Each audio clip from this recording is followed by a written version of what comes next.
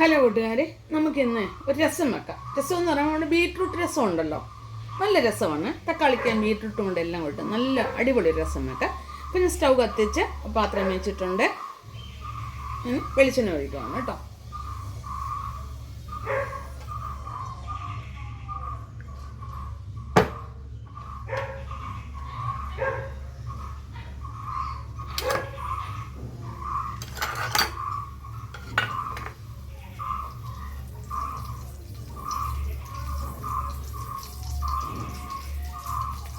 എണ്ണ ചൂടായിട്ടുണ്ട്, കടുകിടുവാണ്.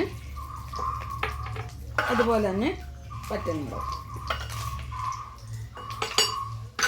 ഇതെല്ലാം പൊട്ടിട്ടുണ്ട്. ഇത് വെളുത്തുള്ളിയും ചുമന്നുള്ളിയും കറിവേപ്പിലയും മാത്രമല്ല.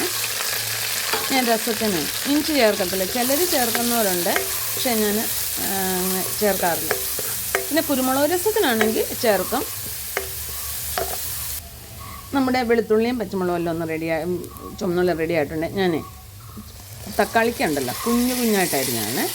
അപ്പോൾ അന്നേരം എളുപ്പം വഴണ്ട് കിട്ടും നമുക്ക്. അതിൻ്റെ കൂടെ ലേശം ഉപ്പൂടി ഇട്ടാൽ മതി. എന്നാൽ ശരിക്കും വഴണ്ട് വരട്ടെ. നമ്മുടെ തക്കാളിക്കൊക്കെ റെഡിയായി വരുന്നുണ്ട്. നല്ലതായിട്ട് അങ്ങ് വഴണ്ട് വരും.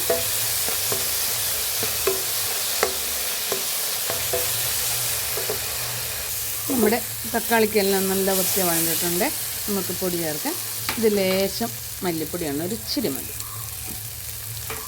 പിന്നെ മുളക് പൊടി നമ്മൾ രസത്തിന് ചേർക്കത്തില്ലേ, അല്ലെങ്കിൽ പിന്നെ മുളക് ചതച്ചാണെങ്കിൽ നമുക്ക് രസം വെക്കാവുന്നതാണ്. ഇത് മഞ്ഞൾപ്പൊടി,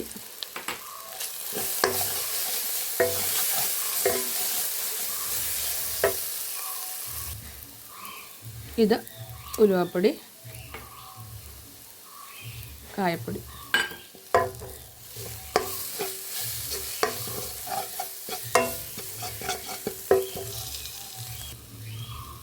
ലേശം ജീരകപ്പൊടി, നമ്മുടെ ചെറുജീരകം ഉണ്ടല്ലോ ആ പൊടി. പിന്നെ ഇത് നമ്മുടെ പിഴുപുളി പിഴിഞ്ഞ വെള്ളമാണ്. നമ്മൾ മിക്സിയിലിട്ടേ ആ പിഴുപുളി ഒന്ന് കറക്കാവുന്നുണ്ടെങ്കിലുണ്ടല്ലോ എല്ലാം നീരും ഇങ്ങ് പോരും. നമ്മൾ വെറുതെ ചുമ്മാ വെള്ളത്തിലിട്ട് കലക്കുന്നതിന് ഇപ്പോൾ നമ്മൾ ശകലം ഉപ്പ് ഇതുകൊണ്ട് മിക്സിയിലിട്ട് ചെറിയ ജാറിലിട്ട് ഒരു ഇടി അടിക്കാവുന്നുണ്ടെങ്കിൽ മൊത്തം ഇങ്ങ് പോരും. ബീറ്റ്റൂട്ട് വേവിച്ച വെള്ളമാണ്, അത് ഞാൻ ഇങ്ങോട്ട് ഒഴിക്കുവാണ്.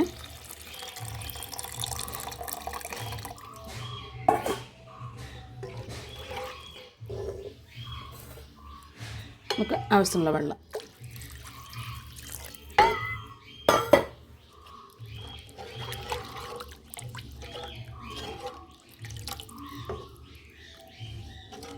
തിളക്കട്ടെ. നമ്മുടെ രസം റെഡിയായിട്ടുണ്ട്.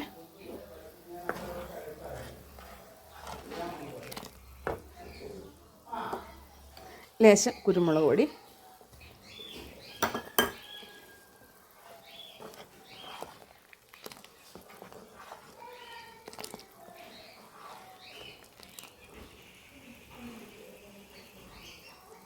നമ്മുടെ രസം റെഡിയായി. ലേശം മല്ലിയില. നമ്മൾ രസത്തിന് മല്ലിയിലയാണല്ലോ അത്യാവശ്യമായിട്ടുള്ളത്. അപ്പം ഉപ്പൊക്കെ ഉണ്ട്, ഉപ്പും പുളിയും കറക്റ്റായിട്ടുണ്ട്. നല്ല രസമല്ലേ. ചിലർ ബീറ്റ്റൂട്ട് ഇതിനകത്തിട്ട് വേവിച്ചെടുക്കുന്നവരുണ്ട്. ഞാൻ പക്ഷേ പിന്നെ നീരെടുത്തെന്ന് മാത്രമേ ഉള്ളൂ. അപ്പോൾ എല്ലാവർക്കും രസം ഇഷ്ടപ്പെട്ടല്ലോ.